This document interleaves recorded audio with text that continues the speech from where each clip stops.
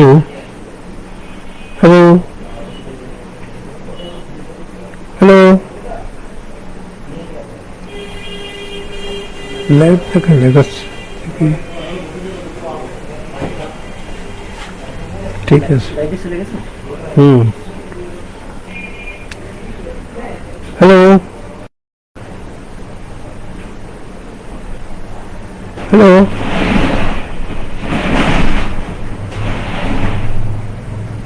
Hello hello, কি line নাই?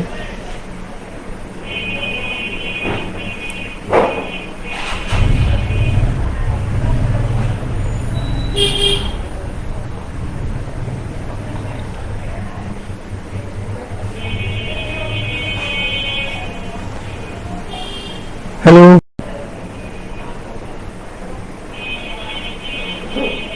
এতক্ষণ লাগে যদি শুনতে চাই তো বলুন না।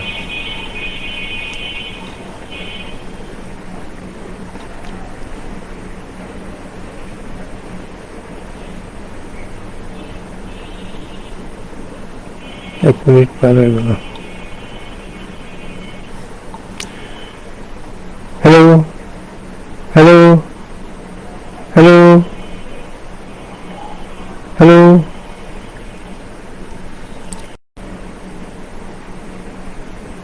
হ্যালো,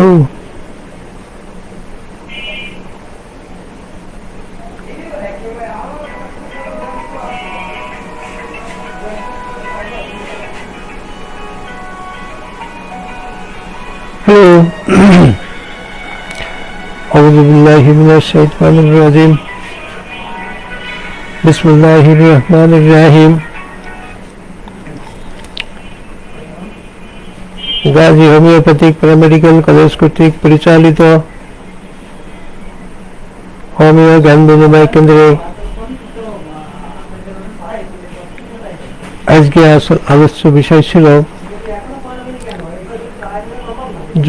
জ্বরের রোগী আমরা কিভাবে দেখতে পারি।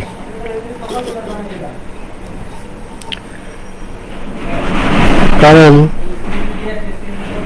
প্রত্যেক রোগী দেখতে গেলে কিছু পর্যবেক্ষণ প্রয়োজন, যে পর্যবেক্ষণগুলো আমাদের না জানার অভাবে আজকে আমাদের প্যারাসিটামল না পা এটাই হয়েছে সম্বল। তো আমরা যদি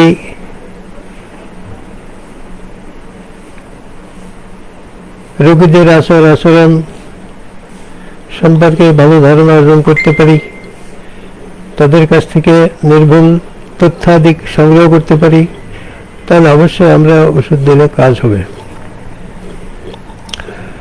তো সর্বপ্রথম আমাদের জানা থাকা দরকার একজন মানুষ সুস্থ আর অসুস্থ।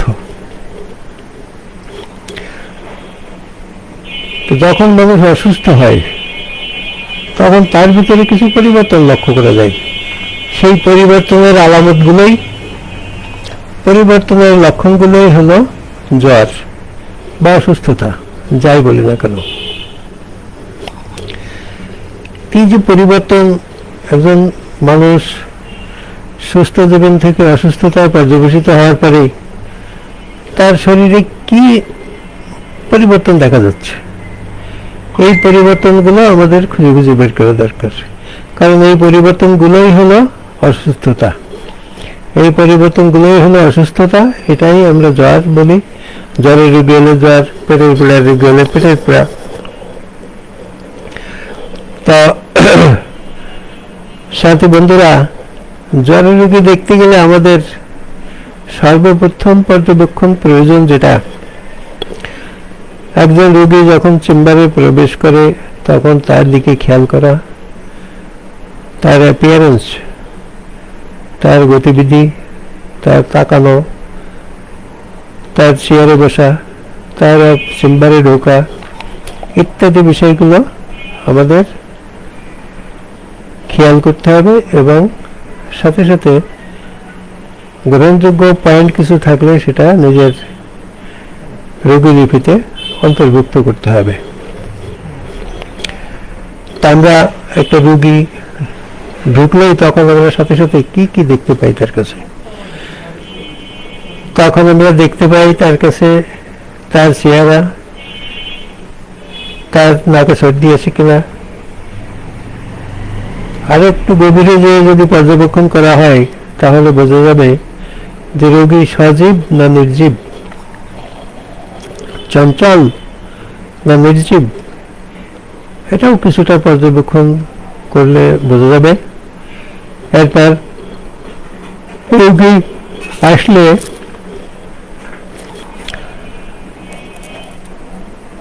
তাকে বসতে দিন। বসার পর তার নাম, ঠিকানা ইত্যাদি যেগুলো সাধারণ আমাদের তথ্যাদি আমরা নেই, সেগুলো নেওয়ার পর আপনি তার কাছে প্রশ্ন করেন যে আপনার সমস্যাটা কি। কারণ অসুস্থতা যখন আসছে, সমস্যা তার শরীরে নতুন কিছু যোগ হয়েছে, তো সেই অসুস্থতাটা আমরা তাকে বাই নেমে স্মরণ করিয়ে না দিয়ে যদি জিজ্ঞেস করা হয় যে আপনার সমস্যাটা কি বলেন, তখন তো রোগী নিশ্চয়ই বলবে যে তার কি কি কষ্ট। এই কষ্টগুলো যখন সে বলবে, তো কষ্টের বহু প্রকাশ অবশ্যই সে করবে। অনেকে আছে যাদের সচেতনতার অভাব, তারা সহজে বুঝতে পারে না। সে তো মনে করে আমার তো জ্বর হয়েছে, আবার কি। তখন তাকে বুঝিয়ে দেওয়া প্রয়োজন যে জ্বর তো হয়েছেই, কিন্তু জ্বরের কারণে আপনার সমস্যাটা কি, আপনার কষ্টগুলো কি, এই কষ্টগুলো কি আপনি আমাকে একটু খুলে খুলে বলেন যে আপনার কি কি সমস্যা হচ্ছে। তখন সে ঠিকই বুঝবে বা বলতে পারবে যে আমার কাশি হচ্ছে, সর্দি আছে, মাথায় জ্বালা আছে, কি গায়ে ব্যথা আছে ইত্যাদি কথাগুলো সে ডাক্তারের কাছে বলবে। এইটা বলার পর এবার আপনি যদি রোগী নির্জীব প্রকৃতির হয় তাহলে গ্রুপ একটা, যদি রোগী চঞ্চল প্রকৃতির হয়, সজীব প্রকৃতির হয়, অস্থির প্রকৃতির হয়, সেই ক্ষেত্রে গ্রুপ আর একটা। এইভাবে আপনাকে সাথে সাথে গ্রুপিং করে ফেলতে হবে, ভাগ করে ফেলতে হবে। তাহলে যদি রোগী যদি নির্জীব হয়, সেক্ষেত্রে আমাদের ওষুধ আসবে কি?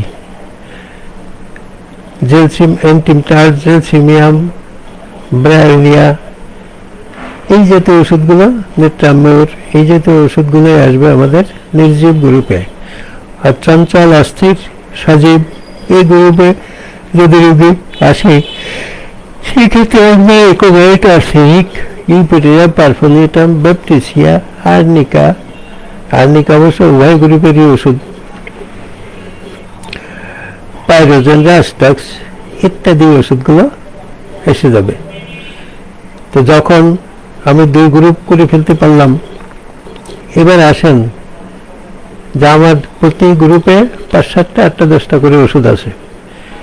তা এখন আমি সবগুলো তো দিতে পারবো না। তো যখন আমি সবগুলো দিতে পারবো না, তখন আমাকে খুঁজে বের করতে হবে যে কোন ঔষধের রোগী সে। তো যদি আমি খুঁজে বের করতে পারি যে কোন ঔষধের রোগী সে, তখন অবশ্যই আমি তার ওষুধ সহজে নির্বাচন করতে পারবো। এই জন্য রোগীলিপি হচ্ছে খুবই কঠিন জিনিস। যে রোগীলিপি করার পর, যেমন বড় বড় ডাক্তার সাহেবরা রোগীলিপি প্রচার করে, প্রথমে আমরা ধারণা করি যে রোগীর ওষুধ কিভাবে নির্বাচন করা সম্ভব, কিন্তু যখন তারা রোগীলিপি প্রস্তুত করে ছেড়ে দেয়, তখন তো মনে হয় যে কত সহজ, কারণ ওষুধ তো সবাই বলতে পারে শেষে দেয়। তো এ হচ্ছে সরল অঙ্ক কষার মতো, যে অঙ্ক কষে দেখা যাচ্ছে 2 পাতা নষ্ট হয়ে যাচ্ছে, কিন্তু মাথায় যে উত্তর হচ্ছে 1। তো মাথায় যে উত্তর যখন 1 হয়, তখন কিন্তু সবাই বলতে পারে, কিন্তু এর মাঝখানে যে 2 পাতা অঙ্ক কষা হয়েছে, এই অঙ্ক কষাটা কিন্তু অত্যন্ত জটিল। তো এবার আপনারা যদি নির্জীব গ্রুপের রোগী পান, সেক্ষেত্রে আসেন অ্যান্টিইনফ্ল্যামেটরি, আর্নিকা, ব্রায়োনিয়া, জেলসিমিয়াম ইত্যাদি ওষুধগুলো। এবার এই নির্জীব গ্রুপে কারো সমস্যা আছে, কারো সমস্যা নাই, কারো কাশি আছে, কারো কাশি নাই, কারো পিপাসা আছে, কারো পিপাসা নাই। এবার আপনি রোগীর কাছে প্রশ্ন করেন যে আপনার পিপাসার অবস্থা কি, পানি কি খেতে ইচ্ছে করে? তখন যদি তার পানির প্রতি আকর্ষণ থাকে তো অবশ্যই সে বলবে যে হ্যাঁ আমার পানি খেতে ভালো লাগে। তো যখন পানি খেতে ভালো লাগে তখন দেখবেন যে আপনার ওষুধ এই গ্রুপ থেকে বাদ হয়ে চলে গেছে, অনেকগুলোই বাদ হয়ে চলে গেছে, শুধু হাতে আছে ব্রায়োনিয়া। তো যখন হাতে থাকবে ব্রায়োনিয়া, বেলেডোনাও নিশ্চিত গ্রুপে ফেলা যায়, কারণ বেলেডোনা রোগীও চুপচাপই থাকতে চায় বা থাকে। তো যখন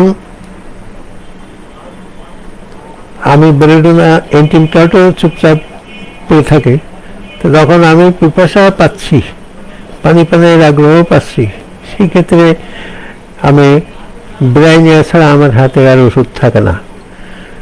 তো যখন পানি পানের আগ্রহ পাচ্ছি আমি, সেই ক্ষেত্রে আপনার অন্য গ্রুপের ওষুধও এর মধ্যে এসে ভিড় জমাবে। যেমন অ্যাগোনাইটের পিপাসা আছে, আর্সেনিকের পিপাসা আছে, ইউপোটেরিয়াম পারফোলিয়েটামের পিপাসা আছে, চায়নার পিপাসা আছে, অনেক ওষুধের পিপাসা আছে। তো যখন এইসবগুলো পিপাসা কথা যখন রোগী বলবে, তখন এইসব ওষুধগুলো আপনার সামনে এসে হাজির হবে। তো যখন হাজির হবে তখন তো প্রতিটা ওষুধের পার্থক্য আপনাকে নির্বাচন করতে হবে। যদি প্রতিটা ওষুধের পার্থক্য নির্বাচন করা না যায়, সেই ক্ষেত্রে আপনার ওষুধ নির্বাচন সঠিক হবে না। কারণ পিপাসা থেকে যদি আমাকে ওষুধ নির্বাচন করতে হয়, তাহলে যদি ব্রায়োনিয়া প্রয়োগ করতে হয়, সেই ক্ষেত্রে আপনি রোগীর কাছে জিজ্ঞেস করা প্রয়োজন যে ব্রায়োনিয়ার অন্যান্য যেসব প্রধান লক্ষণগুলো আছে, তার গায়ে ব্যথা আছে কিনা, তার পায়খানা প্রস্রাব কি অবস্থা, তারপরে তার যে পিপাসা, পানি খায় কিরকম। তখন হয়তো রোগী বলবে যে আমার নট চলতে ইচ্ছা করে না, চুপচাপ পড়ে থাকতেই ভালো লাগে, যাবে উঠে পানি খাবো সে কষ্টটুকু আমার করতে ইচ্ছে করে না। তো যদি কখনো পানি পাই, হাতের কাছে পাই বা কেউ দেয়, তখন আমি অনেকখানি পরিমাণে পানি পান করি। তো যদি আমরা পিপাসা ধরে ঔষধ নির্বাচন করতে যাই, সেই ক্ষেত্রে যদি রোগী বলে যে গাল মুখ আমার শুকায় যায়, পানিও আমার খেতে ইচ্ছে করে, যদি কিনা 2-1 ঢোক পানি খাই আমার আর খেতে ইচ্ছে করে না, তবে ঘন ঘন 2-1 ঢোক করে পানি আমার খুব ভালো লাগে, আমি এভাবেই পানি খাওয়া পছন্দ করি, সেই ক্ষেত্রে কিন্তু আপনার ওষুধ আসবে আর্সেনিক। তো ব্রায়োনিয়া অনেকক্ষণ পর পর বেশি বেশি পরিমাণে পানি খাই। এমনকি কোনো কোনো রোগী এসে বলেন আমার জন্য পানি খেয়ে পানির পিপাসা মেটে না, যত পাই তত খাই, পানি যেন মিষ্টি লাগে। এই যে ভাষ্য, এই ভাষ্য এক ভাষ্যতেই ওষুধ নির্বাচন প্রায় হয়ে যায়। তারপরেও আমাদের নিয়ম হলো অন্তত রোগী লিপি প্রস্তুত করতে হয়, কারণ এখন লক্ষণগুলো এত জটিল, প্রতিটা মানুষের শরীর এত জটিল, যে ভিতর থেকে সঠিক তথ্য খুঁজে বের করে আনা অত্যন্ত কঠিন হয়ে দাঁড়ায়। মাঝে মাঝে দেখা যাচ্ছে একটা রোগী দেখেই মনে হচ্ছে যে বেলেডোনা দিতে হবে, কিন্তু মাথায় যে দেখা গেল যে না বেলেডোনা হয় না, তাকে জেলসিমিয়াম দিতে হচ্ছে। এ কারণে আমাদের রোগী লিপি করা প্রয়োজন। তাহলে পিপাসা যদি বেশি বেশি পানি খাই সেক্ষেত্রে ব্রায়োনিয়া, যদি ঘন ঘন পানি খায় অথচ 2-1 ঢোক করে পানি খায়, তার বেশি খায় না, সেই ক্ষেত্রে আর্সেনিক। শীত আসার যখন জ্বর চলে আসে সেই মুহূর্তে পিপাসা যদি বাড়ে, অর্থাৎ উত্তাপ অবস্থায় যদি পিপাসা বাড়ে, সেই ক্ষেত্রে আপনার ওষুধ হলো ইউপেটোরিয়াম পালফোলিয়েটাম। আর জ্বর উত্তাপ অবস্থা দেখা দিলে যদি পিপাসা শুরু হয়, সেই ক্ষেত্রে ওষুধ আসে চায় না। আর শীত অবস্থা শুরু হলে, যখন পিপাসা থাকে তখন আসে চায় না। তাই চায়নার পিপাসার সময়, চায়নার যখন পিপাসাহীনতা দেখা দিবে, তখন রোগী নিজেই বলবে আমার এখন জ্বর আসবে। কারণ সে জানে যে পানি যখন আর খেতে ইচ্ছে করছে না, তখন আমার এখন জ্বর এসে যাবে। আর যখন তার এরকম আমরা প্রতি ক্ষেত্রে পিপাসা ধরে যদি ওষুধ নির্বাচন করতে যাই, তবে অধিকাংশ ক্ষেত্রেই দেখা যাচ্ছে যখন রুব্রিক সাব রুব্রিকে যে আমাদের ওষুধ নির্বাচন করতে হয়, সবসময় বই পাশে থাকা লাগে। তা না হলে আবার ভুল হওয়ার সম্ভাবনা থাকতে পারে। কারণ এক একটা রুব্রিক বা সাব রুব্রিকে অনেক অনেক ওষুধ আছে, যে ওষুধগুলোর ভিতর থেকে super grade, first grade, second grade, third grade ইত্যাদি গ্রেডিং করে আপনাকে ওষুধ নির্বাচন করতে হয়। তো এভাবে আমাদের পিপাসা ধরে ওষুধ নির্বাচন করতে হয়। রাষ্ট্রাক্সও পিপাসা আছে, অনেক রোগীর ক্ষেত্রে দেখা যায় তার রোগের প্রবল অবস্থায় সে একটু পানি খেতে চায়। তো আর্সেনিক এক্ষেত্রে রাষ্ট্রাক্স আর আর্সেনিক এক্ষেত্রে একটু গরম পানি দিলেও তারা খুশি হয় বা গরম পানিও খেতে চায়।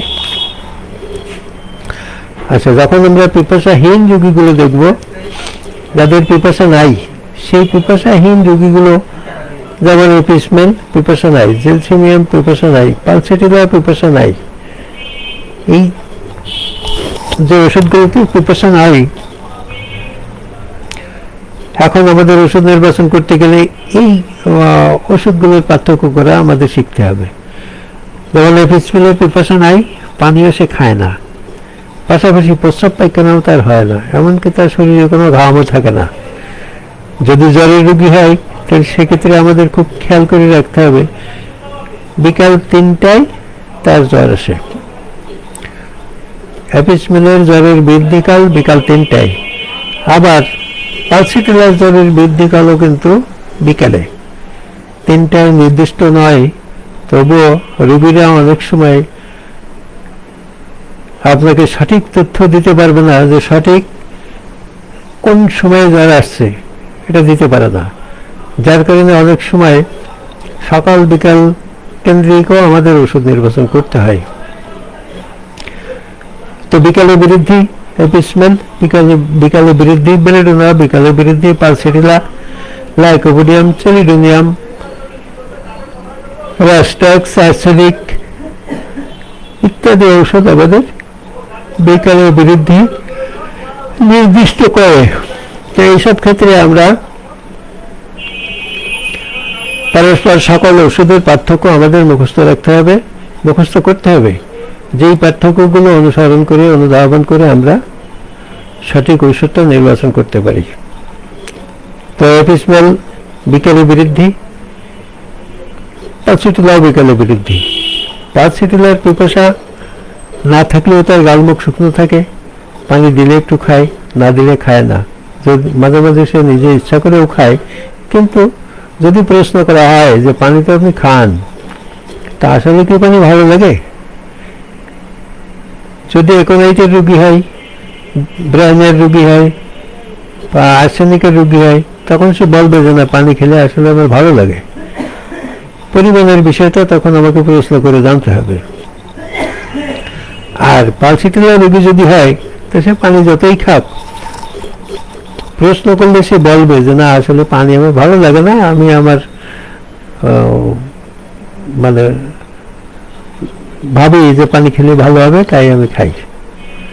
ঠিক আছে, পালসেটিলার অবস্থা। জেলসিমিয়ামের অবস্থা, জেলসিমিয়ামও পানি খেতে চায় না, তার কোনো পিপাসাই নেই। তো দেখেন, এপিসমেনের পিপাসা নাই, পানিও সে খায় না, তার সকল সিরাপের শুষ্কতা, কোনো সিরাপ তার শরীরে অ্যাভেলেবেল থাকে না, প্রস্রাব পায়খানা থাকে না, তারপরে তার গায়ে ঘাম থাকে না, নাকে সর্দি থাকে না, কোনো স্রাবই তার থাকে না। পালসেটিলার শুষ্কতা এরকম নয়, তার একাঙ্গিন ঘর্ম দেখা দিতে পারে, তারপরে তার প্রস্রাব পায়খানাও স্বাভাবিক থাকতে পারে, তারপরে তার অল্প অল্প ঘামও থাকতে পারে, বেশি বেশি ঘামও থাকতে পারে। কারণ আমরা জানি যে পালসেটিলার পরিবর্তনশীলতা অত্যন্ত মারাত্মক লক্ষণ। এই জন্য এর কোনো কিছুতেই স্থিতিশীল কোনো লক্ষণ পাওয়া যায় না। ঘাম অল্প থাকতে পারে, কখনো বেশি হতে পারে, কখনো নাও থাকতে পারে। পিপাসাও এরকম, তার পায়খানার অবস্থাও এরকম, তার প্রস্রাবের অবস্থাও এরকম, সব কিছুই পরিবর্তনশীল। এবং তার সবচেয়ে লক্ষণীয় বিষয় হলো যে সে মাথায় পানি দিতে বলে, মাথায় পানি দিতে চায়, বেশি চায় সে একটু আদর যত্ন।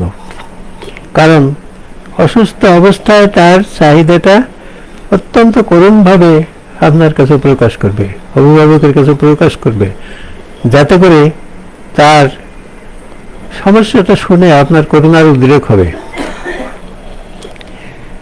এই করুণার উদ্রেক কিন্তু অন্য ওষুধে খুব কম আছে, কিছুটা আর্সেনিকেও আছে। তো আপনার আমার এপিসমেল গেল, জেলসিমিয়াম, পালসেটিলা, পিপাসাহীন ওষুধগুলো। তো আর পিপাসা যেগুলোতে আছে সেগুলো তো আমি আলোচনা করলাম। এবার আসেন অস্থির আর স্থির। স্থির রোগীগুলো, জেলসিমিয়ামের আরো দু একটা কথা বাদ পড়েছে। যেমন জেলসিমিয়াম রোগী চুপচাপ নির্জীব পড়ে থাকে, সে সকল প্রকার বিরক্ত থেকে দূরত্ব বজায় রেখে চলতে চায়। সে চায় না যে কেউ তাকে বিরক্ত করুক, সে চায় না কেউ তার পাশে থাকুক, সে চায় না যে কেউ তাকে একটু আদর যত্ন করুক, সে চায় না যে কেউ তাকে কোনো প্রশ্ন করুক, চুপচাপ পড়ে থাকতে ইচ্ছে করে। যদি কিনা ডাক্তার আসে বা ডাক্তার দেখতে চায় বা ডাক্তার ডেকে আনা হয়, সেক্ষেত্রে সে হয়তো ডাক্তারের কথা দু একটা উত্তর দিবে এবং তাও চোখ বুঝে চুপ করে পড়ে থাকবে। চোখের পাতা খুলতে যেন তার অনেক কষ্ট, কথা বলতেও তার যেন অনেক কষ্ট। যদি রোগীর জিহ্বা দেখতে চাওয়া হয়, তাহলে তো 2-3 বার বলার পরে সে আস্তে আস্তে জিহ্বাটা বের করবে। যখন সে জিহ্বাটা বের করবে তখন তো জিহ্বা কাঁপতে থাকবে। কারণ আমরা জানি যে জেলসিমিয়ামের প্রধান লক্ষণ হলো ডালনেস, ড্রাসিনেস, ডিজিনেস আর ট্রিমলিং, কম্পন। এই 4টি লক্ষণ আছে জেলসিমিয়ামের প্রধান লক্ষণ। তো দেখেন যে জেলসিমিয়াম পিপাসা নাই, পানি সে খায় না, অথচ প্রস্রাব হয় প্রচুর। এবং যদি যে রোগীর মাথায় যন্ত্রণা থাকে, তাহলে প্রস্রাব করার পর তার মাথা জ্বালা কমে যাবে, রোগী নিজেই বলবে। এবং এর থাকে হাত পাও ঠান্ডা। তো যদি এভাবে আমরা প্রতিটা ওষুধের লক্ষণ সংগ্রহ করতে পারি, তাহলে সেক্ষেত্রে ভুল আর সম্ভাবনা তো থাকার কথা না। এইবারে আমি আসি অস্থির রোগী যেগুলো। যেমন অস্থির রোগীর বেলায় আমরা দেখি arnica, aconite, arsenic, bacteria, pyrogen, rhus tox, বিশেষত ইকোনাইট, আর্সেনিক, রাস্টক্স। আমরা একোনাইট, আর্সেনিক, রাস্টক্স অস্থিরতার ঔষধ, কথা ঠিক, কিন্তু এক একজনের অস্থিরতার ধরন এক এক রকম। একোনাইটের অস্থিরতা আসে শুষ্ক গরমে, শুষ্ক শীতে তার অসুস্থতা বৃদ্ধি পায়। যদিও একথা আজ অনেক সময় খাটে না, চলে না। কারণ আমি বাস্তব জীবনে দেখেছি যে আষাঢ় মাসেও একোনাইটের রোগী পাওয়া যায়। তো তার ভিতরে লক্ষণীয় যেটা, বিশেষ বিশেষ অবস্থা যেগুলো, সেগুলোর পরিবর্তন কখনো হয় না। যেমন তার এই অস্থিরতার মাত্রা হবে, সে হচ্ছে গরম কাতর, তার গাত্রদাহ শুরু হয়ে যাবে, তার রোগের তীব্রতা এত বেশি থাকবে যে রোগের তীব্রতার কারণে তার গাত্রদাহ শুরু হয়ে যাবে, সে অস্থির হয়ে পড়বে, ছটফট করবে, গায়ে কাপড় রাখতে হবে না। আর একনাইট আর্সেনিকের অস্থিরতা, রোগটার যাই হোক না কেন, মানসিক ভীতি তার ভিতর অনেক বেশি কাজ করবে এবং এই মানসিক ভীতির কারণে সে প্রচন্ড স্থির হয়ে পড়বে। তবে একনাইট দুর্বল নয়, আর্সেনিক অত্যন্ত দুর্বল। যদি দু একদিন গড়ায় যায় বা একদিন পরেও, বাস্তবতায় আমি যেটা দেখি এখন, যে রোগী আর্সেনিকের হলেই প্রথম আক্রমণেই তাকে দুর্বল করে ফেলায়। এবার এমন রোগী আমি দেখছি যে গতকাল জ্বর আসছে, আজকেই রোগী এসে বলছে যে আমার হাত পা গুলো মনে হচ্ছে গিরে গিরে খুলে যাচ্ছে, মানে এত দুর্বল যে কোনো হাতে পায়ের গিরে যেন বল নেই। এই যে এক কথাতে আমাকে আকর্ষণ করে নিয়ে যায় রোগীর আর্সেনিকের দিকে, এবং তার রোগীলিপি তৈরি করার পর দেখা যায় যে না, আসলেই আর্সেনিকের রোগী। এইভাবে আমাদের অভিজ্ঞতা অর্জন করতে হবে। বাস্তবতা নিরিখেই ওষুধ দেওয়া সহজ, আর প্রথম জীবনে ওষুধ নির্বাচন করা অত্যন্ত কঠিন। তো কঠিন এই কারণে যে যেহেতু বইয়ের লক্ষণের সঙ্গে রোগের লক্ষণের মিল করতে হয়, সেই জন্য অত্যন্ত কঠিন। তা আমরা সবসময় সচেষ্ট থাকব যে রোগীর সঠিক লক্ষণটা সংগ্রহ করার জন্য। এবার আসুন আর্নিকা। আর্নিকার রোগী অস্থির। কেমন অস্থির? আমরা জানি যে আর্নিকা ব্যথা রোগী চুপচাপ পড়ে থাকলে ভালো থাকে, কিন্তু আসলে সে যখন অসুস্থ হয় তার এই অস্থিরতা কিছুটা বেড়ে যায়। যেমন তার গাত্র বেদনা এত বেশি থাকে, মনে হয় যে তার সর্বাঙ্গ থেতলে গেছে। সে চুপচাপ শুয়ে থাকলে কিছুক্ষণ পরে তার সেই অঙ্গগুলো অস্থির হয়ে পড়ে। তখন সে একটু নড়াচড়া না করলে বা একটু পাশ না ফিরলে আরাম পায় না, তার ভালো লাগে না। কিন্তু সে নিজে নিজে হয়তো একটু নড়বে, এপাশ ওপাশ করবে, কিন্তু যদি তার দিকে কেউ এগিয়ে আসতে থাকে তখন সে নিষেধ করবে যে বাবু তুমি, বা বাপ কি মা কি ভাই বা যেই হোক না কেন, তুমি আমার কাছে এসো না, আমার গায়ে ব্যথা, আমার আঘাত লাগবে। এই যে সেন্সিটিভিটি, ব্যথার কারণে রোগীর ভিতরে এই যে সেন্সিটিভিটি যদি দেখা যায় এই ধরনের, সেই ক্ষেত্রে এই এক লক্ষণের পরেও আমরা আর্নিকা দিতে পারি। তবে জ্বরের বেলায় আর্নিকার অন্যান্য আরো অনেক গুরুত্বপূর্ণ লক্ষণ আছে যেগুলো আমাদের স্মরণে রাখতে হবে। যেমন আমরা আর্নিকা ব্যবহার করি শুধু ব্যথার ওষুধ হিসেবে, কিন্তু যদি রোগীর পায়খানা বমির রোগ থাকে সেই ক্ষেত্রে এগুলো খুব খেয়াল করে জানা থাকা দরকার যে তার পায়খানা অত্যন্ত দুর্গন্ধযুক্ত, যদি বমি করে তার বমিও অত্যন্ত দুর্গন্ধযুক্ত। এই যে দুর্গন্ধযুক্ত বমি আর দুর্গন্ধযুক্ত পায়খানা, টাইফয়েডের ক্ষেত্রে আমরা কিন্তু এই আর্নিকার রোগী পাই। এটাও আমার বাস্তব জীবনের অনেক অভিজ্ঞতা। তো আমি টাইফয়েড নিয়ে যখন আলোচনা করব তখন এটা কিছুটা ব্যাখ্যা করব। তো যাক, অস্থিরতা, আর্নিকা, একনাইট, আর্সেনিক। তাহলে আর্সেনিকের অস্থিরতা, রোগটা কম বেশি যাই হোক না কেন, মনের অসুস্থতাটা তার বেশি, মনের ভয় তার বেশি। সে মনে করে আমি আর বাঁচবো না, তোমরা তাড়াতাড়ি আমাকে ডাক্তার দেখাও, ওই ডাক্তার ভালো না, এই ডাক্তার ভালো, এই ডাক্তারের কাছে যাবো না, ওই ডাক্তারের কাছে যাবো, কোথায় যাবো, কোথায় গেলে আমি বাঁচবো, কোথায় গেলে আমার মুক্তি হবে, আমাকে দ্রুত ভালো হতে হবে, ইত্যাদি চিন্তা ভাবনা তার মাথার ভিতরে প্রচন্ড আকারে ধারণ করে এবং সে সবাইকে বিরক্ত করে ফেলায়। ঠিক আছে, আর্সেনিকের অস্থিরতা, পাশাপাশি তার থাকবে শীত। একনাইট গায়ে কাপড় ফেলে দেবে আর আর্সেনিক গায়ের কাপড় টেনে গায়ে দিবে। সে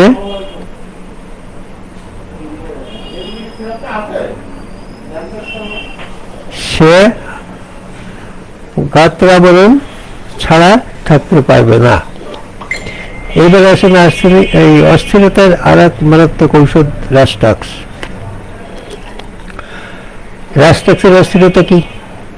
রাস্টাক্সের অস্থিরতা হলো তার হাত পায়ে চাবানি কামড়ানি ব্যথা, শীত টান লেগে মনে হয় যেন তার হাত পা গুছাই গেল, হাত পা গুলো দলা মশা হয়ে ভেঙে গেল। তখন হঠাৎ করে যদি রোগী ঘুমায় থাকে, ঘুম থেকে ঠেলে উঠে বলে যে তোমরা কে কোথায় আছো, শিগগির আগায় এসো, আমার পা কষে গেল, আমার পা ভেঙে গেল, আমার শীত ছিঁড়ে গেল, তাড়াতাড়ি এসে সবাই টানাটানি করে হাত মালিশ করে দিলে, ওই সময় যদি একটু গরম সেঁকও দেয়, তাতে তার দ্রুত এই অশান্তিগুলো কমে যায়। এবং এই অশান্তিগুলো যখন দেখা দেয় তখন আমরা জানি রাস্টাক্সের রোগীর হাত পা ঠান্ডা এবং তার শীত বেশি, জ্বর অবস্থায় তার শীতার্ততা বেড়ে যায়। কিন্তু এই সময় সে বলবে যে আমার হাত পা জ্বলে যাচ্ছে। কেন জ্বলে যাচ্ছে? এগুলো আপনারা রেপার্টরিতে গেলে পাবেন যে তার শিরা উপশিরার মধ্যে থেকে মনে হবে যে গরম পানি প্রবাহিত হচ্ছে, আগুনের মতো গরম পানি প্রবাহিত হচ্ছে, সেই জন্য সে জ্বালা, তার শরীরে জ্বালা অনুভূত হয়। এই জ্বালা অনুভূত হওয়ার কারণে তার মধ্যে হাত পা জ্বালার লক্ষণও দেখা দেয়। এই হাত পা জ্বালার লক্ষণ দেখে অনেক সময় আমরা বিভ্রান্ত হয়ে ল্যাকেসিস, সালফার, মেডোরিনাম ইত্যাদির দিকে আমাদের মনোযোগ আকৃষ্ট হয়। কিন্তু না, আমি বাস্তবতার নিরিখে অনেক রোগীর বেলায় এভাবে ঠক খেয়ে খেয়ে দেখেছি যে না, আমাদের আসল লক্ষণের দিকে বেশি বেশি করে খেয়াল রাখতে হবে। লক্ষণ বাদ দিয়ে ওই একটু জ্বালা নিয়ে দৌড়াদৌড়ি করলে চলবে না। তো তখন জ্বালা থাকা সত্ত্বেও রাস্তায় দিয়ে রোগীর বেলায় উপকার পাওয়া গেছে। তারপরে আমি দেখেছি যে তার এই জ্বালা কোত্থেকে আসলো, তখন রেপার্টরিতে গেলে দেখা যায় যে তার শিরা উপশিরার মধ্যে গরম পানি প্রবাহিত হওয়ার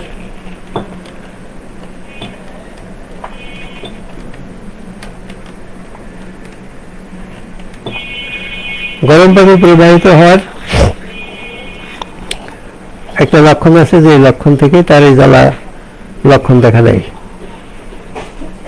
এরপর আসেন ইউপোটেরিয়াম পারফোলিয়েটাম। আব্দুল্লাহ, এই ফ্যানটা দিয়ে দাও তো, ফ্যান গরম লেগে যাচ্ছে। এরপর আসেন ইউপোটেরিয়াম পারফোলিয়েটাম, একটা কঠিন অস্থিরতার ওষুধ। ইউপোটেরিয়াম পারফোলিয়েটাম যখন কঠিন অস্থিরতার ওষুধ, এর রোগীর শরীরে এত ব্যথা থাকে যে তার অস্থিরতা প্রচন্ড আকার ধারণ করে এবং ব্যথার কারণে সে চুপচাপ শুয়ে থাকতে পারে না। কিন্তু ব্যথা তার এত প্রচন্ড, যদি কেউ তার শরীর স্পর্শ করে তখন সে বলে যে আমার হাড়গোড় ভেঙে গেল, তুমি আমাকে স্পর্শ করো না। কিন্তু এর রোগীর উল্লেখযোগ্য কিছু লক্ষণ আছে, যেটা হচ্ছে যে আমি আমার বাস্তবতায় দেখেছি যে আমরা ব্যথা হয়তো তার পায়ে খুঁজি, হাতে খুঁজি, কিন্তু না, ইউপোটেরিয়াম পারফোলিয়েটামের রোগীর ব্যথা যে কোনো একটা স্থানে হতে পারে। এমনকি চোখে ব্যথা, প্রচন্ড চোখে ব্যথা, অথচ তার মাথা ব্যথা, প্রচন্ড চোখে ব্যথা দেখেও ইউপোটেরিয়ামের দিকে আমার দৃষ্টিপাত হয়েছে এবং দেখা গেছে রোগী লিপি তৈরি করে তাকে ইউপোটেরিয়াম পারফোলিয়েটাম দেওয়াতে রোগী ভালো হয়েছে। কারণ কখনো দেখেছি কপালে এক জায়গায় ব্যথা, কখনো দেখেছি নির্দিষ্ট চোখে ব্যথা, কখনো দেখা যায় ঘাড়ে ব্যথা, কখনো দেখা যায় বুকে ব্যথা, কখনো হাতে ব্যথা, পায়ে ব্যথা। এরকম এর ব্যথার কোনো নির্দিষ্ট স্থান আছে বলে আমার বিশ্বাস নাই, কারণ এর ব্যথা যে কোনো জায়গায় হতে পারে। তবে এর যেমন পানির পিপাসা থাকবে তেমনি বমি থাকবে এবং প্রচন্ড মাথায় জ্বালা।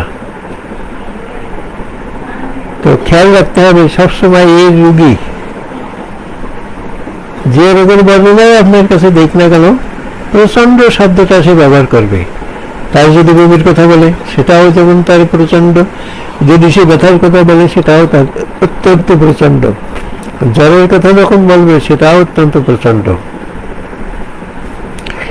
এই রোগের বিশেষত্ব হলো পিপাসা যখন থাকবে তখন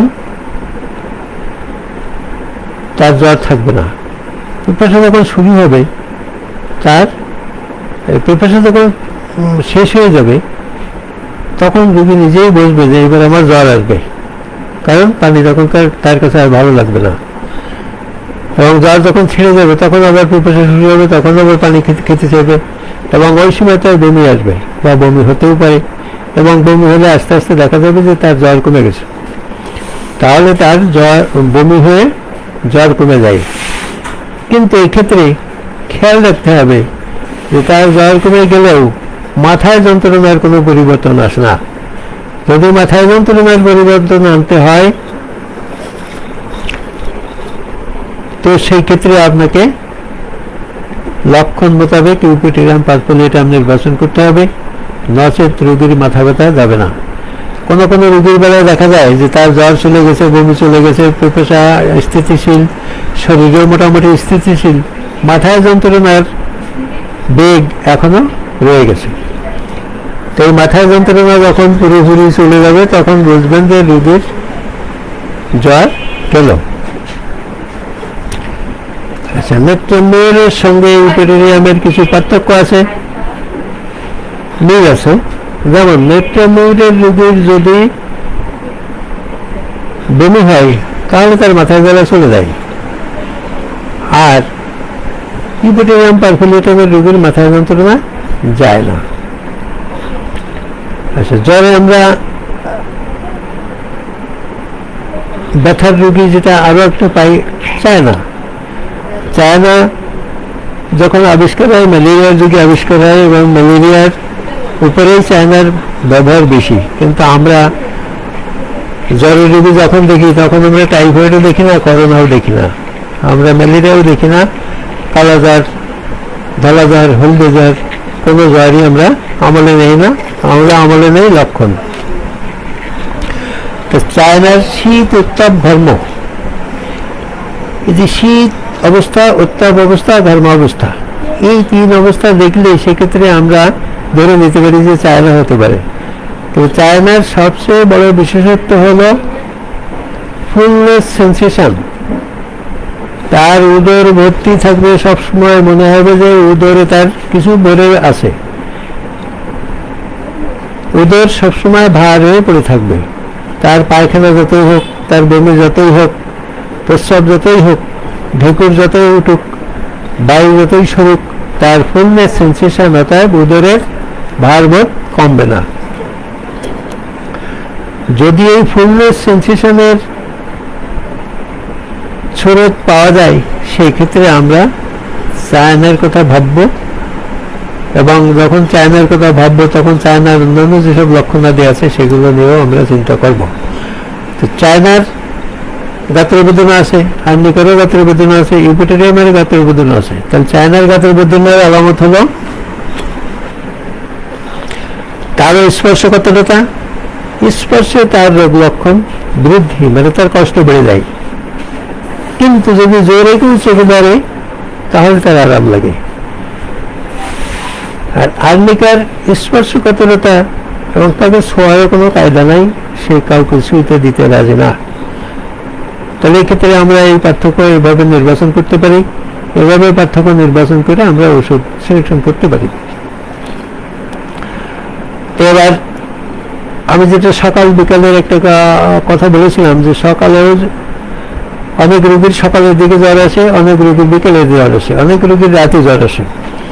এভাবেও একটা টাইম ফ্যাক্টর কাজ করে, যে টাইম ধরে আমাদের যদি কোনো রোগী নির্দিষ্ট করে বলে যে অমুক সময় আমার জ্বরটা আসে, সেই ক্ষেত্রে কিন্তু আমরা তার সঠিক সময়টা যদি সে নির্দিষ্ট করে বলতে পারে, তাহলে ওই সময়ের উপরে নির্ভর করেও ওষুধ দেওয়া সম্ভব। তারপরেও সন্দেহ দূর করার জন্য আপনি একটু এগুলিপি করেন, যে ওষুধটা দিতে হবে ভাবছেন সেই ওষুধটার অন্যান্য লক্ষণগুলোর সঙ্গে একটু মিল করে দেখেন, অবশ্যই লক্ষণে মিলবে। তো এই ক্ষেত্রে আপনার ইউপিটেরিয়ামের রোগীর জ্বর আসে সকালে 7টা থেকে 9টার মধ্যে, তার জ্বরের সময় নির্দিষ্ট। বিশেষত 7টায় তার জ্বর বেশি বেশি আসে। তারপরে আসেন জেলসিমিয়াম 9টা, নেট্রামিউর 10টা। এরপরে যদি জ্বর আসে সেক্ষেত্রে সালফার। তারপরে 1টার পর যদি জ্বর আসে 1টা থেকে 2টার মধ্যে সেক্ষেত্রে আসে আর্সেনিক। 3টায় আসলে এফিসমেল। 3টা থেকে রাত 8টা পর্যন্ত আপনার পালসেটিলার, আস্টাক্স, আর্সেনিক, লাইকোবিডিয়াম, সেরিডোনিয়াম। লাইকোবিডিয়ামের নির্দিষ্ট সময় হলো বিকেল 4টা থেকে রাত 8টা পর্যন্ত। যদি কোনো রোগী এভাবে নিশ্চিত করে বলে যে আমার বিকেল 4টায় শুরু হয়, 8টা পর্যন্ত আমার কষ্ট থাকে, এক কথার উপরে আপনি লাইকোবিডিয়াম দেওয়ার সিদ্ধান্ত নিয়ে একটু কোয়ারি করে দেখেন যে লাইকোবিডিয়ামের অন্যান্য বড় লক্ষণ সবই তার মধ্যে আছে। যদি রাত 9টায় বৃদ্ধি হয় জ্বরের, সেক্ষেত্রে আপনার ওষুধ হলো ব্রায়োনিয়া। অত্যন্ত সাধারণ ওষুধ, এবং এই সাধারণ ওষুধ দিয়েই আজ আমরা বড় বড় রোগের চিকিৎসা করছি, যার কারণে আমাদের কাছে জ্বরের রোগী আসলে খুব কম বিফল হয়। মোবাইলটা দাও তো দেখেন যে আমাদের পিপাসা আছে কি নেই, গাত্র বেদনা আছে কি নেই, মাথায় যন্ত্রণা আছে কি নেই, এবং সেইগুলো কিসে কমে কিসে বাড়ে। রোগীর জ্বর সকালে আসে না বিকেলে আসে, নির্দিষ্ট সময়ে আসে না যে কোনো সময় আসে, ইত্যাদি বিষয়ের উপরে নির্ভর করে আমাদের ঔষধ নির্বাচন করতে হয়। যার কারণে আমাদের এই চিকিৎসা পদ্ধতিকে বলা হয়েছে প্রাকৃতিক চিকিৎসা পদ্ধতি। এবং যে লক্ষণগুলো আমি আপনাদের সামনে উপস্থাপন করলাম, এইগুলো যারা হোমিওপ্যাথি বিশ্বাস করে না, হোমিওপ্যাথি খায় না, তারাও যদি এগুলো নিয়ে ভেবে দেখে যে তাদের শরীরে কখনোই একক লক্ষণ নিয়ে জ্বর আসে না, একক লক্ষণ নিয়ে জ্বর আসে না। সেই কারণে যারা এই নাফা খাচ্ছে, যারা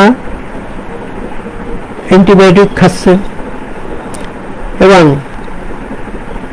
দেখেন অনেক রোগী করোনায় আক্রান্ত হয়ে মারা যাচ্ছে শুধু এই নাফার চিকিৎসায় থাকার কারণে। প্রত্যেকের রোগ যেহেতু একরকম নাই, এক একজনের রোগ ব্যাধি এক এক রকম, সে কারণে যার শরীরে জটিলতা বেশি তার শরীর ওই নাফাতে আর উদ্ধার করতে পারছে না, সে কঠিন অবস্থায় উপনীত হয়ে গেছে। যখন কঠিন অবস্থায় উপনীত হয়ে যাচ্ছে, সেখান থেকে অত অল্প সংখ্যক রোগী ভালো হয়ে ফিরে আসে।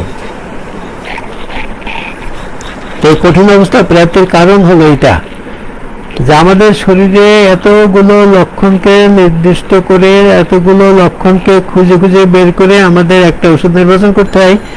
সেখানে বিষাদরী চিকিৎসা পদ্ধতিতে ওষুধ হলো নাপা, গলে নাপা। এমনকি আমরা দেখি যে কালকে ফেসবুকে দেখলাম কোথায় কোথায় নাপা নাই, কারণ আমি নিজেও দেখছি যে লোকে বলাবলি করছে যে ফুলতলা বাজারেও নাপা নাই।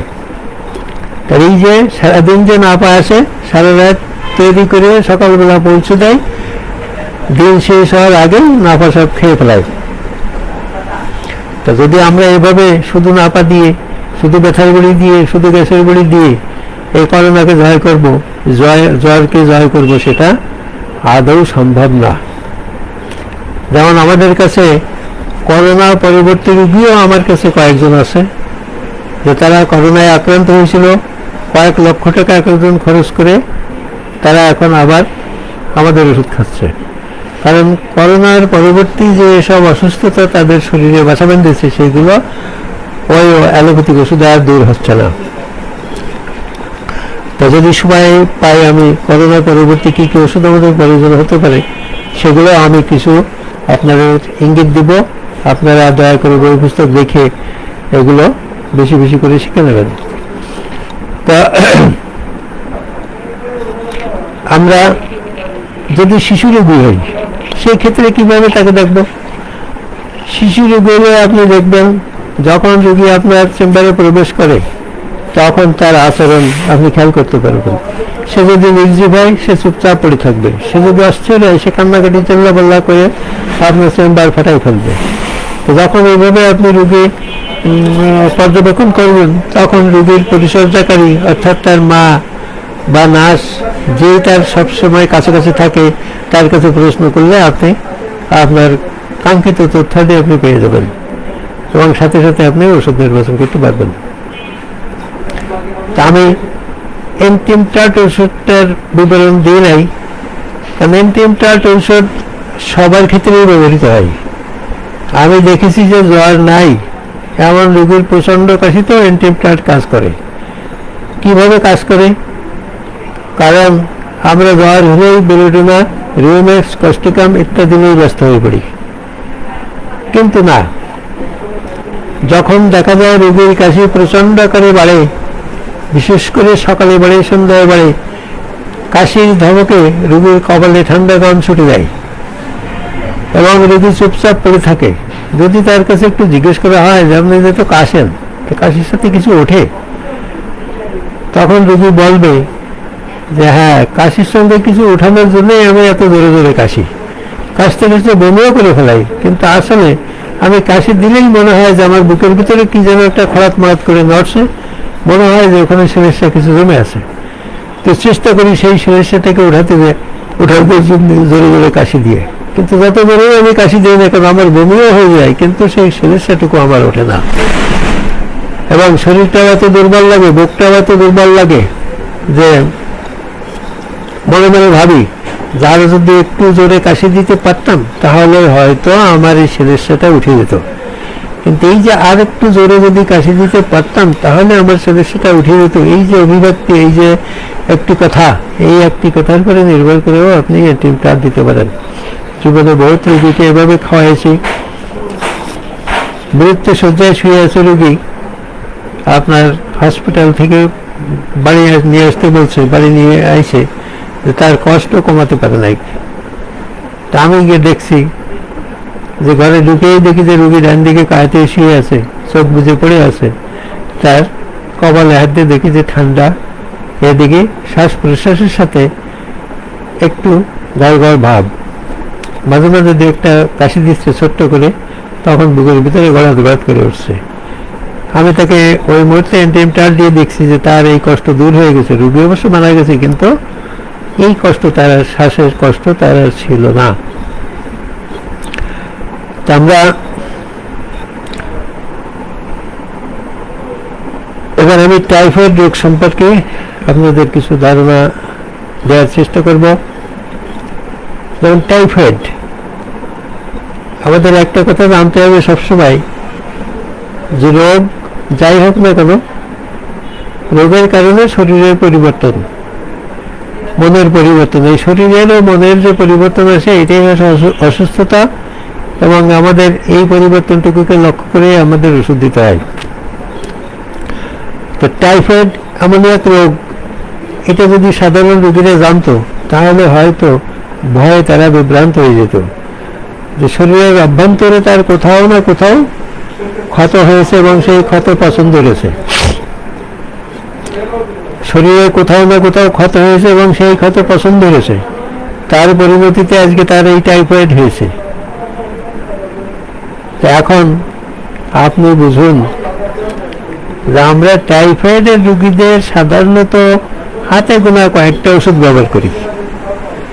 এই যে হাতে গোনা কয়েকটা ওষুধ আমরা ব্যবহার করি, এবং রোগী যদি, আমি এমনও রোগী দেখছি যে অ্যালোপ্যাথিক ডাক্তারের কাছে রক্ত পরীক্ষা করতে দিয়ে আসছে, দিয়ে আমার কাছে আইছে, কারণ বড় বিশেষজ্ঞ ডাক্তারের কাছে পাঠাইছে তাকে রক্ত পরীক্ষা করাতে, সেই রিপোর্ট পাবে সে আগামীকাল। এখন রোগীর ভাষ্য হলো আগামীকাল রিপোর্ট পাবো, তারপরে আমাকে ওষুধ দিবে।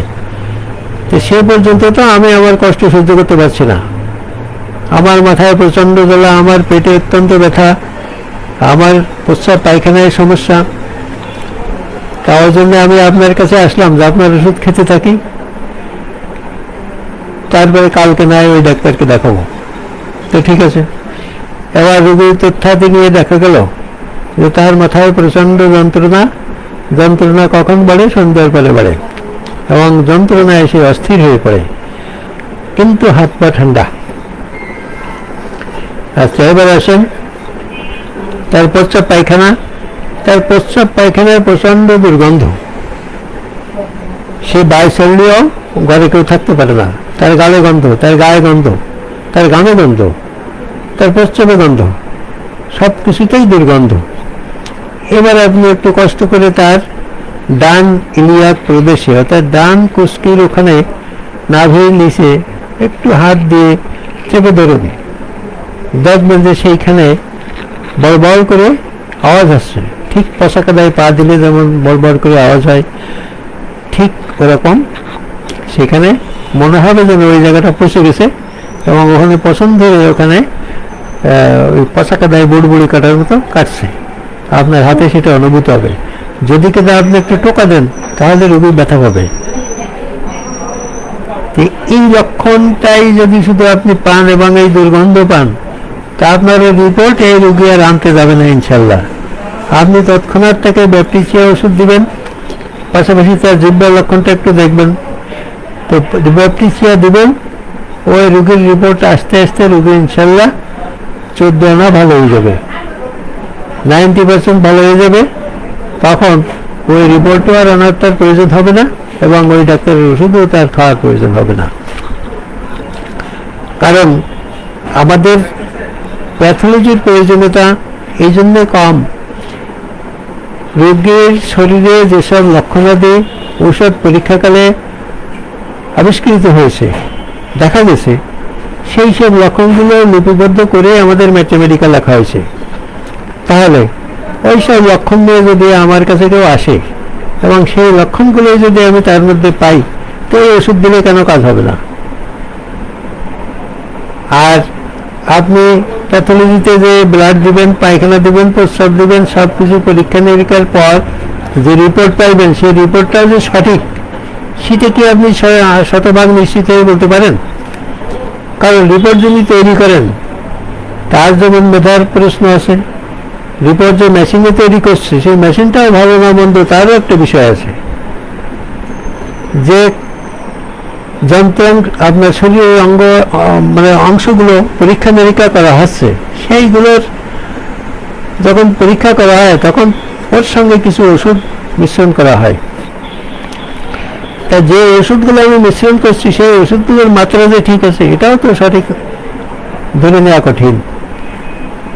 এই যে ত্রিরত্নের সমাহারে হবে পরীক্ষার রিপোর্ট, এই যে আপনার যেমন যন্ত্রের ব্যাপার আছে, যন্ত্র যিনি পরিচালনা করছেন তার জ্ঞানের ব্যাপার আছে, তারপরে আমার প্রস্রাব পায়খানার সঙ্গে যে মেডিসিন লাগানো হচ্ছে সেই মেডিসিনগুলোর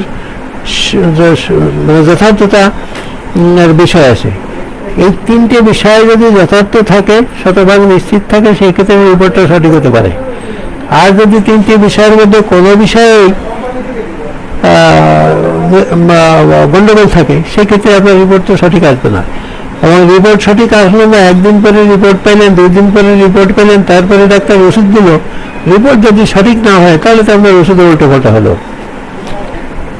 আর আমাদের রিপোর্টে যদি আমরা অপেক্ষা না করে সরেজমিনে তদারকিতে রোগীর শরীরে যেসব সমস্যাগুলো পাওয়া যায় সেই সব সমস্যার ভিত্তিতে আমরা ওষুধ নির্বাচন করি, যেখানে আমাদের ভুল হওয়ার সম্ভাবনা কম থাকে। কারণ রোগী যখন আমার চেম্বারে আসে তখন রোগী কোনো লক্ষণ বাড়ি রেখে আসে না, সে সব কিছুই সঙ্গে নিয়ে আসে। আমার বিচক্ষণতাই তার কাছ থেকে সব কিছু তথ্যাদি সংগ্রহ করার দায়িত্ব আমার। যদি আমরা এই তথ্যাদি সংগ্রহ করতে না পারি সেক্ষেত্রে আমরা ব্যর্থ হই, যার কারণে আমাদের ব্যর্থতার মাত্রাও কম না। আমরা টাইফয়েডের সাধারণত যেমন ব্যাপটিসিয়ার কথা বললাম, আর্নিকাও টাইফয়েডের গুরুত্বপূর্ণ ওষুধ। কারণ যেখানে দুর্গন্ধ আছে, জ্বর অবস্থায় দুর্গন্ধ থাকলে আপনি ধরে নেবেন রোগীর টাইফয়েড হতে পারে, কারণ তোর শরীরের কোথাও না কোথাও পছন্দ হয়েছে। আমরা এক্ষেত্রে ব্রাইমিয়াও আমাদের অনেক সময় কাজে আসে। ব্রাইমিয়ার যেসব প্রধান লক্ষণগুলো আছে, প্রচণ্ড পানির পিপাসা, জিহ্বায় সাদা ময়লা, ঠোঁট মুখ শুষ্ক, মনে হবে যেন গরু গোশ যখন কষাই ঝুলে রাখে 2-4 ঘন্টা পর কড়ার রোদে যদি ঝুলে রাখে, চামড়া গোশগুলো যেমন শুকিয়ে এগুলো থেমড়ে হয়ে যায়, ঠিক রোগীর ঠোঁটটাও এইভাবে দেখা যায়, এরকম শুষ্ক দেখা যায়। এরকম শুষ্ক ঠোঁট দেখেও আপনি বিরিয়ানি নেওয়ার কথা ভাবতে পারেন। একটু কষ্ট করে অন্যান্য কথাগুলো জিজ্ঞেস করেন, দেখবেন যে আপনার ধারণা সঠিক। এইসবগুলো হচ্ছে অর্জিত অভিজ্ঞতা। যেমন আপনাদের পড়াশোনা করতে হবে, আমাদের পড়াশোনা করতে হবে, তেমনি অভিজ্ঞতা অর্জনেরও জন্য সচেষ্ট হতে হবে।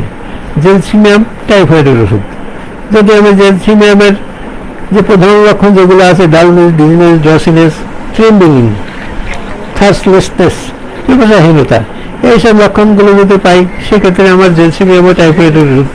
যার কারণে আমাদের রোগ নামে কোনো ওষুধ নির্দিষ্ট নাই। রোগ যাই হোক না কেন, আমাদের লক্ষণ নিয়ে আমাদের ওষুধ নির্বাচনে সহায়তা করবে। পাইরোজিনাম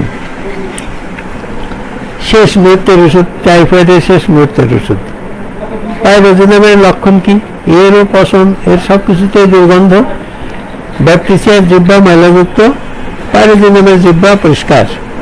ব্যাপটিসিয়ার জ্বর থাকে প্রচন্ড, পাইরোজিনামের জ্বরের মাত্রা থাকে কম, কিন্তু রোগের শরীরের অন্যান্য অবস্থায় থাকে প্রচন্ড, এবং তার শরীরের গায়ে থাকে প্রচন্ড তাপ, কিন্তু থার্মোমিটার দিলে এই তাপের সাথে সামঞ্জস্য রেখে আপনার তাপমাত্রা থার্মোমিটারে আসে না। কারণ এই যে তাপমাত্রা এবং জ্বরের অসামঞ্জস্যতাই হলো পাইরোজিনামের প্রধান লক্ষণ। যদি জ্বর বেশি থাকে, তাপমাত্রা কম থাকে, আবার যদি তাপমাত্রা খুব বেশি মনে হয় কিন্তু সেই পরিমাণে জ্বর নাই রোগীর গায়ে, অথচ দুর্গন্ধ আছে, জিহ্বা পরিষ্কার, গাত্রদাহ আছে, অস্থিরতা আছে, ইত্যাদি লক্ষণগুলো পাইলে আপনি পাইরোজিনাম ওষুধ নির্বাচন করতে পারেন। এইভাবে আমাদের প্রতিটা পদক্ষেপে লক্ষণকে গুরুত্ব দিয়ে আমাদের রোগীলিপি প্রস্তুত করতে হবে, এবং রোগীলিপি সঠিক হলে সর্বশেষে ওষুধটা নির্বাচন অত্যন্ত সহজ হয়ে যায়। যে সহজ হওয়ার কারণে ওষুধটা দিতে আমরা খুব সুবিধা পেয়ে যাই। কিন্তু মাঝখানের যে দায়িত্বটা, এই দায়িত্বটা সুষ্ঠু সুন্দরভাবে পালন করা আমাদের একান্ত প্রয়োজন। এবং যখনই আপনি দায়িত্বগুলো সুষ্ঠু সুন্দরভাবে পালন করতে পারবেন, তখন আপনি একটি ওষুধ নির্বাচন করুন, দেখবেন যে 1 মাত্রা 2 মাত্রা খাওয়ার পরেই আপনার ওষুধ কথা বলা শুরু করেছে। এই ক্ষেত্রে নাপার দোকানও শেষ করা লাগবে না, প্যারাসিটামলের দোকানও শেষ করা লাগবে না, গ্যাসের বড়িও শেষ করা লাগবে না, গায়ে ব্যথার বড়িও শেষ করা লাগবে না, এবং মাথায় যে প্রচন্ড অসুস্থতায় ভুগে আবার আমাদের কাছেও আসা লাগবে না। যেমন করোনা পরবর্তী চিকিৎসা, তো করোনা পরবর্তী চিকিৎসা যখন অ্যালোপ্যাথি যেখানে ব্যর্থ সেখানেই তো আমাদের প্রয়োজন। কারণ অনেক রোগী আছে যেগুলো আমার কাছেই আছে, যে 2.5 লাখ 3 লাখ 4 লাখ টাকা খরচ করে তারা করোনা ভালো হয়ে আসছে, কিন্তু এখন দেখা যাচ্ছে যে তাদের শরীরে প্রয়োজন কি? তাদের শরীরে প্রয়োজন কারো কার্বোবেজ, কারো শরীরে প্রয়োজন হচ্ছে আর্সেনিক, কারো শরীরে প্রয়োজন হয় পালসিটিলা, কারো শরীরে প্রয়োজন নেট্রামুর।